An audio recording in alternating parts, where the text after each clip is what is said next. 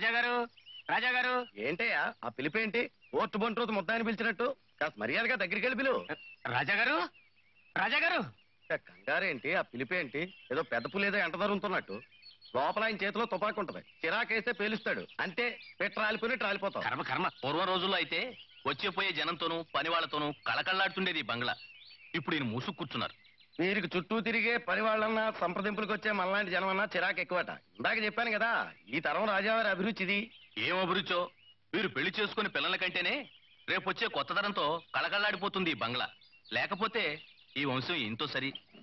ఒకటి రాజావారికి నేను రాజాగారు నమస్కారం. నమస్కారం రాజాగారు. నమస్కారం. ఏమిటి? అదేనండి, జాతర రోజులు దగ్గర పడ్డాయి కదండి, తమతో మాట్లాడదామని. ఓ, నేను పనుల మీద రోజు రాజమండ్రి వెళ్ళడం మీకు కబురు చేయడం మర్చిపోతున్నాను. అన్నట్టు ఎంత అవుతుంది ఖర్చు? 8,000 అయిందండి. ఇప్పుడు సున్నం ఎదురు బొంగులు వేలాది పెరిగిపోయింది కదండి. రమారమి 10,000 కావచ్చండి. అది 10 రోజులు వచ్చి తీసుకెళ్ళండి. చిత్తమండి. మరి సెలవండి. మరి సెలవండి.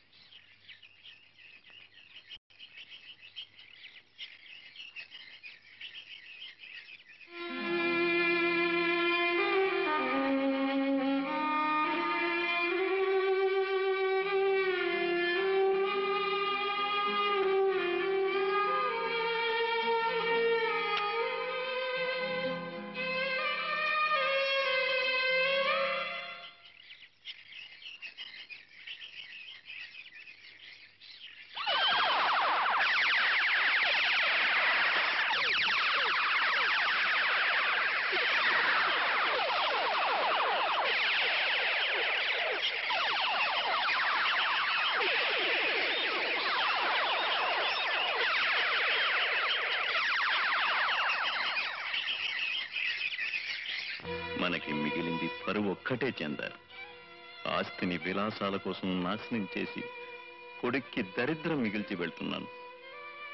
నువ్వు తిరిగి దీన్ని నిలబెట్టాలి. నీ ఆఖరి క్షణం వరకు మన పరువు కాపాడు చెందారు. కాపాడుతావు కదా?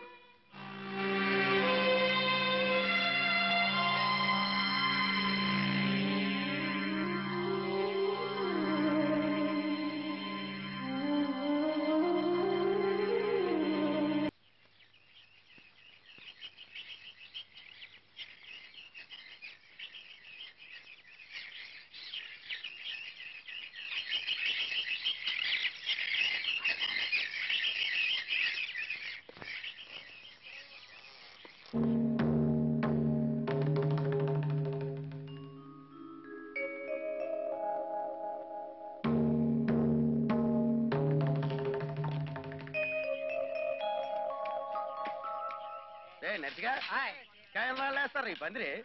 అయిపోతాడు బాబు. కానివ్వండి కానివ్వండి. ఇప్పుడు దగ్గర ఏర్పాట్లన్నీ పూర్తి చేయించావా మున్సబు? ఆ విషయాలు మాట్లాడుతుంటేనే ఇందాక మీరు వచ్చారు. రే తొందరగా కానివ్వండి రా, రేపు రాజావారిని దర్శనానికి పిలిచాం. చెప్పాడు నిజం? పచ్చి నిజం అండి.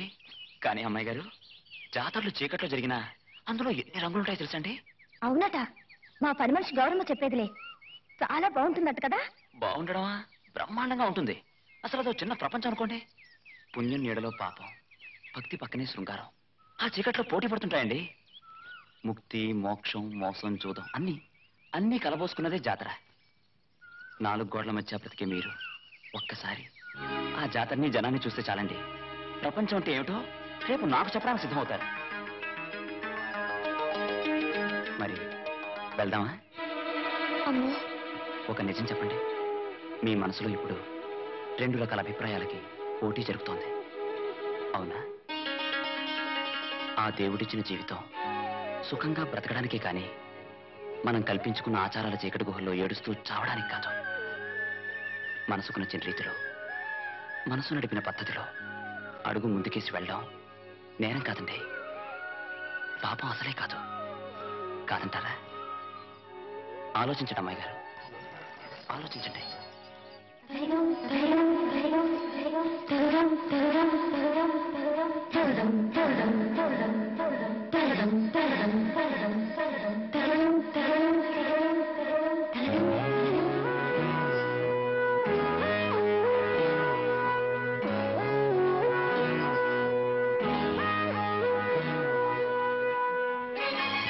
ఇంకాసేపట్లో దీపాలు వెళవుతుంది. మరి బయలుదేరుతావా? మరి నన్ను ఎవరైనా చూస్తాను? జనానికి మీరు బంగ్లాలో ఉంటారని తెలుసు, కానీ ఎలా ఉంటారో తెలియదుగా. అయినా ఈ బట్టలో రావడం మంచిది కాదులేండి. ఈ చీర కట్టుకురండి. బయట వెన్నెల పుచ్చపువ్వులా కాస్తుంది. బయలుదేరండి.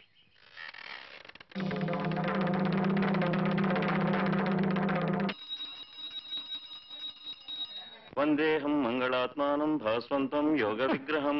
మీ తాతగారు అనుకున్నావా? ఇంత అని చూస్తున్నాను, ఎక్కదిలిపోతున్నావా పీతలాగా. నిజంగా మీ తాతగారిదేనని ఆయనకేం తెలిసింది? మీరు ప్రతి ఏడు ఈ పాటికి దేవుడికి అర్చన చేయిస్తుండేవారు పెద్దరాజావారు. నేడు ఆయన పోయాక చిన్నరాజావారు కూడా బాగానే చేయించారు. కానీ ఈ ఏడే ఇలా జరిగింది. అసలు ఈయన బంగ్లాలోనే ఉండటం లేదటండి, ఏవో గొడవ మీద తిరుగుతున్నారట. ఏం గొడవలో ఏం కక్షలో, అసలు ఈ పెద్దోళ్ళతోనూ గొడవే ఇదండి. ఆ రాజుల్ని ప్రతి ఏడు ఆ దేవుడే రప్పించుకుంటాడట. ఏమిటో ఈ ఏడు ఎవరూ రాలేదు. అయ్యవారు మనల్ని భార్యాభర్తలను దీవించేశారు తెలుసా అండి? మరి బయలుదేరుతావా?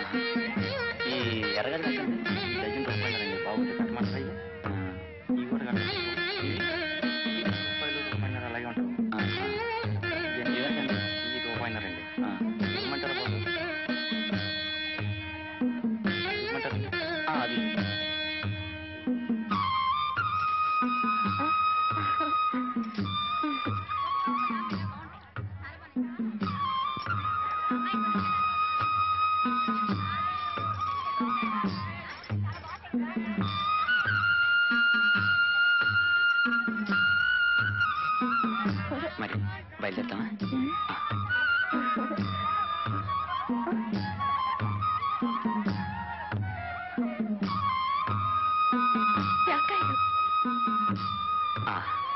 కొనద్దు, దొంగతనం చేద్దాం. ఇదేం పాడిపోతుంది మీకు? దొంగతనం చేసిన జాంకాయలు రుచిగా ఉంటాయట. మా పని మనిషి గౌరమ్మ చెప్పేదిలే. ఆ గౌరవం ఎవరండి నా ప్రాణాలు తీయడానికి? పోనీ ఆ దొంగతనం అది ఎలా చేయాలో ఏమిటో చెప్పిందా? కాయ చూసారా, కొరికితే తేనెలాగా ఉంటది. కడి ఏం కాయండి ఈ కాయలలాగా?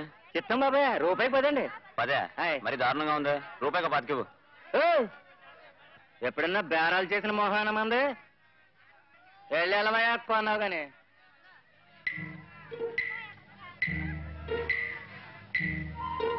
తీసా ఆ దొరకాయండి. పోనీ రూపాయికో 20. బేరం నా మొఖంకే చూసి ఆడకుండా నీ కాళ్ళకే చూసి ఆడతావేంటి? చాలా అందగాడే కదా, రాత్రి ఎందుకు పగలు చూద్దామని. ఎక్కడో నువ్వు బాలేవాళ్ళు ఉన్నావు. మాట్లాడదామయ్యా సోమరాజు. నా పేరు సోమరాజు కాదు, నరసరాజు. మిమ్మల్ని ఇద్దరిని సాగుబాదేక దేవరాజుని పేరు పెట్టుకుంటాను. పేరం పేరు చెప్పిన దొంగతనాలకు వస్తారా? రే రే అయ్యి బాబాయ్, నడుము జారిపోయింది.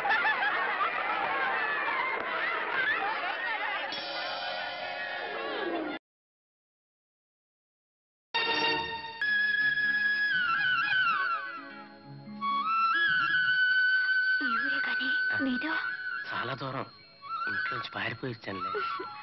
అలాగా? అయితే రేపు ఇక్కడే ఉంటావుగా? ఉంటాను.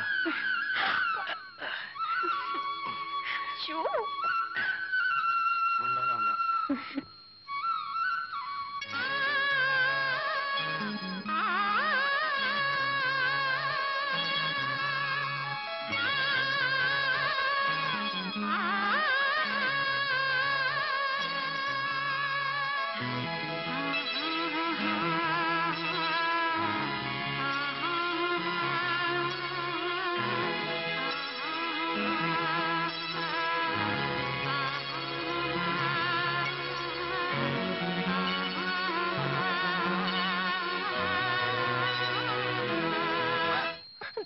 వెంటనే తీసుకుపో. తీసుకెళ్ళి రాజు, నన్ను మా బంగ్లాకు వెంటనే తీసుకెళ్ళు. తీసుకెళ్ళి రాజు, నన్ను వెంటనే తీసుకెళ్ళు. తీసుకెళ్ళి రాజు, నిన్నే.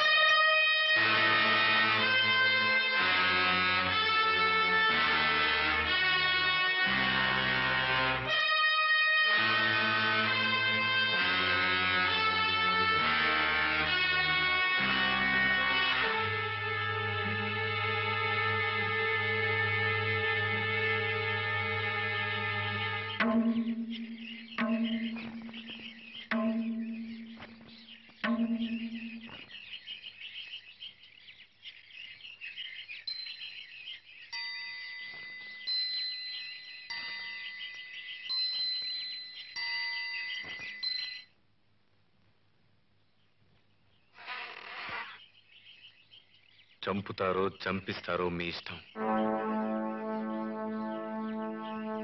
రేపు సాయంత్రానికి వాడి శవం నేను చూడాలి.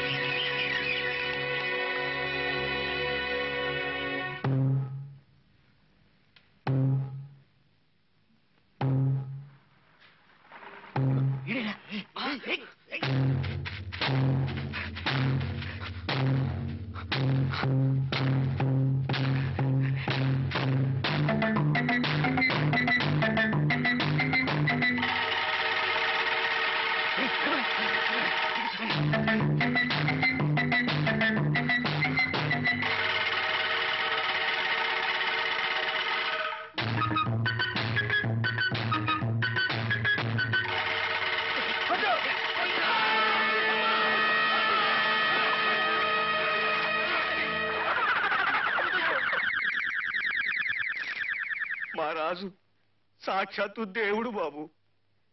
కృష్ణుడు వేషం వేస్తే కృష్ణుడు, శివుడు వేషం వేస్తే శివుడు. ఏ వేషంలోనైనా నటరాజ కాంతితో వెలిగిపోయేవాడు బాబు. దేవుడు కాబట్టే మాలాంటి అరముల మధ్య ఇమడలేక వచ్చిన లోకాలకే వెళ్ళిపోయాడు బాబు. వెళ్తానన్న వాడిని ఆపలేని క్రూరుణ్ణి నేనే బాబు. మా రాజు మా కారణంగానే చచ్చిపోయాడు బాబు. మా చేతులరా మేమే పొట్టలు పెట్టుకున్నాం. రాజంటే ఆ శివుడి వేషం అది బాగా వేస్తారని చెప్పారే, అతనే కదా? అవును బాబు. అరేరే, కుర్రాడే అనుకుంటా. ఎలా పోయాడో? పౌర్ణమి రోజులు గోదావరి పోటు మీద ఉంది వద్దని చాలా రోజులు చెప్పినా వినకుండా ఈత కొట్టాయంట బాబు. ఆ తర్వాత కాసేపటికి మనిషి కనపడలేదంట. ఇందాక శవం ఉబ్బి ఆనవాళ్ళు దొరకకుండా ఊడికొచ్చిందండి. బాధపడ గురుమూర్తి, పోయిన ప్రతివాడు దేవుడే, అలాగే పోవడం సహజం కూడా. ఇందా ఇదుంచు, పర్వాలేదు తీసుకో. పదని నేను వస్తాను. రాజు అలా ఉండే నువ్వేలా ఇంతగా గుర్తుపట్టలేకుండా ఊరుకో బాబు. మా రాజుని పొట్టలు పెట్టుకున్న ఈ గోదావరి తల్లి ఒడ్డుని మళ్ళీ ఈ జన్మలో తాకం బాబు. ఆవిడ అమ్మోరే కావచ్చండి, కానీ మా కళాజీవుల శాపం తగలక మారదండి, తగలక మారదు.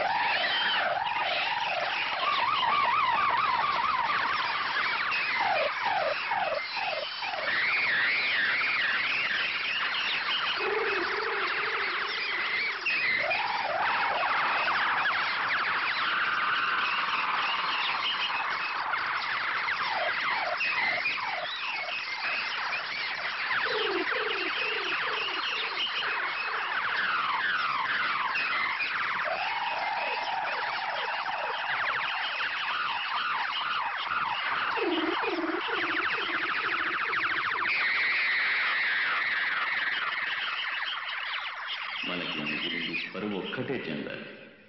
ఆస్తిని విలాసాల కోసం నాశనం చేసి కొడుక్కి దరిద్రం మిగిల్చి వెళ్తున్నాను. నువ్వు తిరిగి దీన్ని నిలబెట్టాలి. నీ ఆఖరి క్షణం వరకు మన పరువు కాపాడు చెందారు. కాపాడుతావు కదా?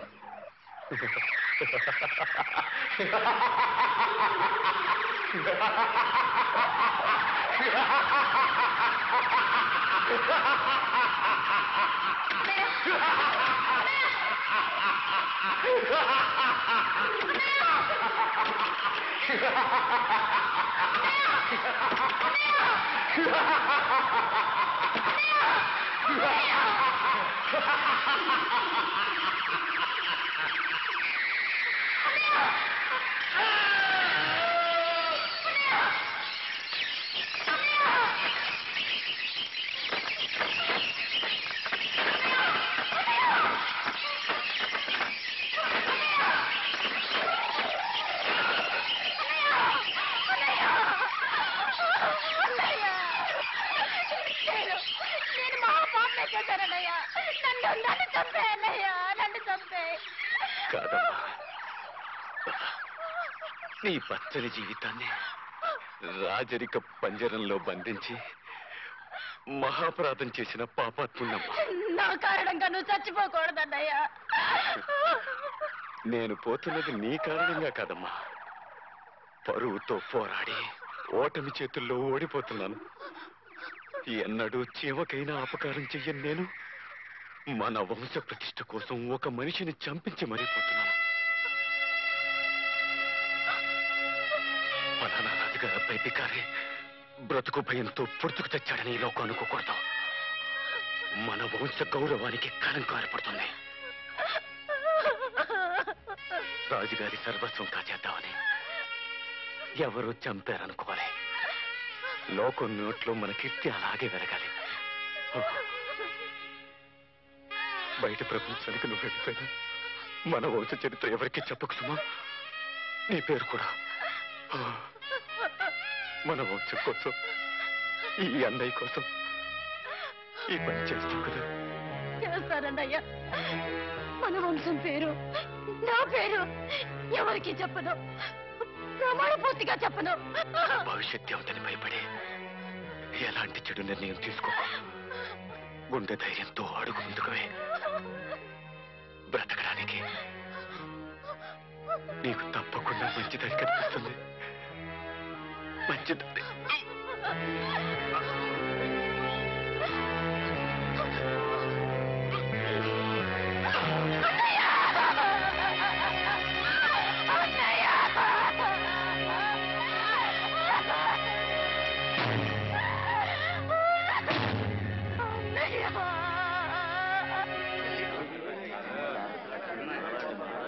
రామరామ, దీపపు సమ్మెతో పొత్తి కడుపులో చాలా దారుణంగా పొడిచి చంపేశారు. అర్ధరాత్రి జరిగిందనుకుంటాను. మసి పట్టేసిన లాంతరు కూడా ఒకటి ఉంది. అమ్మాయి గారు ఏమయ్యారు? ఇంత ఘోరం చేసిన గాడిద కొడుకులు ఆవిడ ఇంకా ఉంచుతారటండి. సడీ చెప్పుడు లేకుండా ఏ గోదాట్లోనూ ఎప్పుడో పారేసి ఉంటాం. అంతే అంతే, అదే జరుగుంటది పాపం. కనీసం శవాన్ని చుట్టానికి కూడా ఎవరు లేని దిక్కుమాలిన చావు రాజాగారికి వస్తుందని కల్లో కూడా అనుకోలేదు. ఏం చేస్తాం, జాతరలాగే ఈ కార్యం కూడా మనమే జరిపించేద్దాం. పదండి. అలాగే. ఏంటమ్మా దూరాల నుంచి చూడక అలా మీద పడిపోతావేంటి? తప్పుకో తప్పుకో, శవాన్ని తీయాలి.